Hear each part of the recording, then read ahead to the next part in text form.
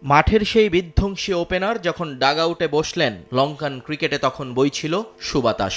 ভারতকে ২৭ বছর পর ওয়ানডে সিরিজে হারানো কিংবা ওভালে ইংল্যান্ডকে নাস্তানাবুদ করা জয়সূরিয়ার হাত ধরে নতুন এক শ্রীলঙ্কার দেখা মিলেছিল। কিন্তু মুদ্রার উল্টোপিঠ দেখতে হলো ওয়ানডে বিশ্বকাপ আর দেশের মাটিতে চলমান টি-20 বিশ্বকাপে। পাকিস্তানের কাছে হারের ক্ষত নিয়ে বিদায়ের ঘোষণা দিলেন মাতারা হারিকেন।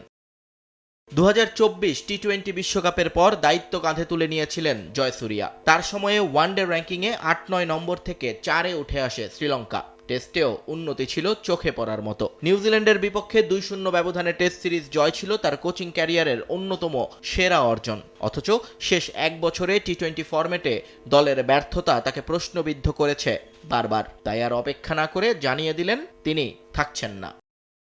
আমি মনে করি এখনই সময় অন্য কাউকে দায়িত্ব ছেড়ে দেওয়ার। ইংল্যান্ড সিরিজের সময় আমি সিদ্ধান্ত নিয়েছিলাম যে বিশ্বকাপে এটি আমার শেষ অ্যাসাইনমেন্ট। আমি চেয়েছিলাম একটা ভালো ফলাফল দিয়ে বিদায় নিতে, কিন্তু সেটি করতে না পারায় আমি দুঃখিত। চুক্তি রয়েছে জুন পর্যন্ত, সামনে রয়েছে আফগানিস্তান সিরিজ। যদিও মধ্যপ্রাচ্যের অস্থিরতায় সেই সিরিজ অনিশ্চিত।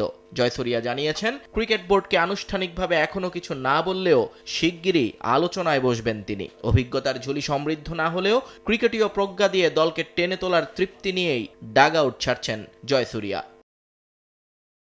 তবে আক্ষেপ একটাই, খেলোয়াড় হিসেবে যেমন কোচ হিসেবেও জয়সূরিয়ার অধ্যায় শেষ হচ্ছে অতৃপ্তি নিয়ে। লঙ্কান ক্রিকেট এখন নতুন কার হাতে দায়িত্ব সঁপে দেয় সেটাই দেখার বিষয়। নিয়ন মোহাইমেন, সময় সংবাদ।